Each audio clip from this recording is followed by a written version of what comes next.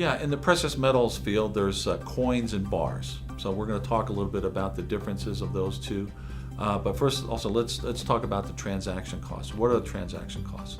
That's the price you're paying above the spot price. They include the minting fee from the mint or the bar fabricator or the coin fabricator. That's the commission to the dealer, and a small amount for registered insured delivery costs to your door. Those transaction costs above the spot price should never be more than 6.5% under normal circumstances. Now there are market events like what happened in 2008 during the meltdown. Everybody wanted to buy precious metals. Delivery times got pushed way back, and premiums on these things went up. It was not the dealers charging that, it was the mints, the fabricators, that pushed up their fees. So overall, those are the transaction costs. Bars are cheaper to buy than coins in general, usually about 2% difference. I usually say 4% above the spot price for bars in general terms, 6 to 6.5% on the popular coins of the world. The other thing I tell my clients, my family, friends, subscribers is that, if you're a Canadian, you should probably own the coins that are most recognizable in your country. That would be the Canadian Maple Leaf gold and silver coins. If you're an American Eagles, Silver Eagles, Gold Buffaloes, those are the coins that are most recognizable in our area. When it comes to bars, another thing on bars, you want to only deal with the fabricators that are most recognizable in the world. That would be Credit Suisse or PAMP, P-A-M-P. They're both out of Switzerland. They come encased in a small plastic case with certificate of authenticity and purity. When you go to sell one of those, you'll never have anybody come to you and say, well, we need to assay that. Now there are bars, and bars do get into some trouble with counterfeiting. So oftentimes when you're selling back a bar that's not widely recognized, sometimes people will say, well, we need to assay this. We need to drill it to make sure it's pure gold or pure silver. So that's why when it comes to bars, you have to be a little bit more careful. And when it comes to gold bars, I only deal with Credit Suisse and PAMP for that very reason. Other dealers might get into other bars, but I don't want any questions or problems with my clients when they're buying or selling gold bars from us. The other thing to understand when you're purchasing, you need to gather a lot of information, because what's good for one person or one investor may not be what's good for another person. So you need to understand why you're buying precious metals to begin with. Is it because of dollar devaluation? Is it because you're worried about civil unrest and you may need to use your precious metals as a form of money? These things all come into the equation before you ever purchase 1 ounce of gold or silver. The minting fees that I talked about for bars and coins, the smaller the item gets in general terms, the higher the minting fee. Okay? They're just harder to produce the smaller they get.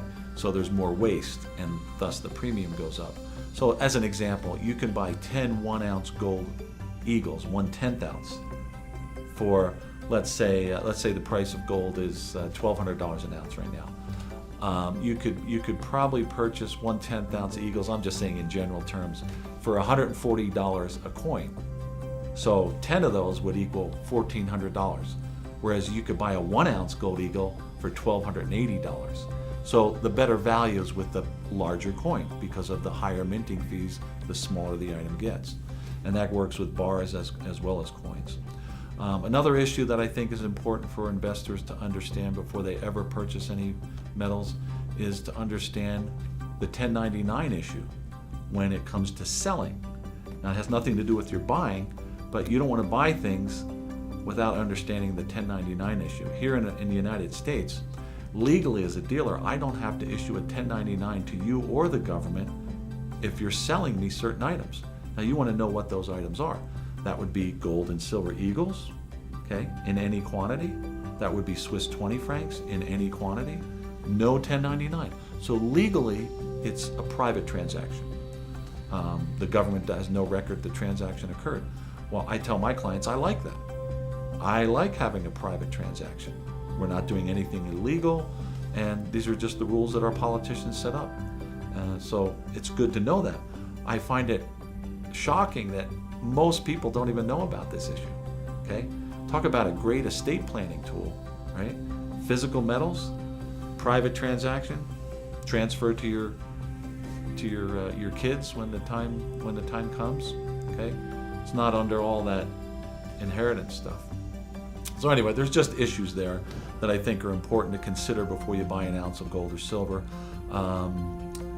Overall, it's what's going to work best for you. I think gold is the ultimate form of money. It's, as things continue to deteriorate like they are, it's only going to become more so until one day there's going to be this rush into the physical gold and silver market, and there's going to be no room to receive it. That's because you have to understand how tiny this market is. If you took all the physical gold that exists above ground in the world, in the form of bullion coins and bars that investors like you and I own, if you took all the jewelry, rings, bracelets, necklaces, whatever, you melt all the central bank holdings, all this gold, you melt it into a giant cube. The cube only measures 20 yards by 20 yards by 20 yards. That's why they call it precious. Now, what do you think is going to happen to the price of gold when oceans, literally oceans of fiat money that are devaluing worldwide, suddenly rush to get a chunk of that cube? Well, there's going to be no room. I mean, it's going to send the prices of the metals into the stratosphere. So this is why you want to make sure you own the physical metal, and you don't want to have any paper representations of gold, because those are, for the most part, fraudulent. I'm talking about gold and silver ETFs.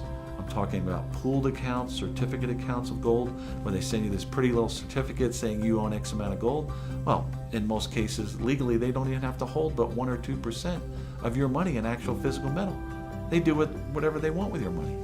Who knows what that is? So when push comes to shove and gold does this big jump, like I think it will at some point, they'll have no way to pay you for that performance because they don't have the physical metal. So you're going to find out you've been ripped off. In this environment, you have to own the physical. You want to take delivery of it, and you don't want to let anybody else hold it for you. You got to figure out how to protect it from fire and theft.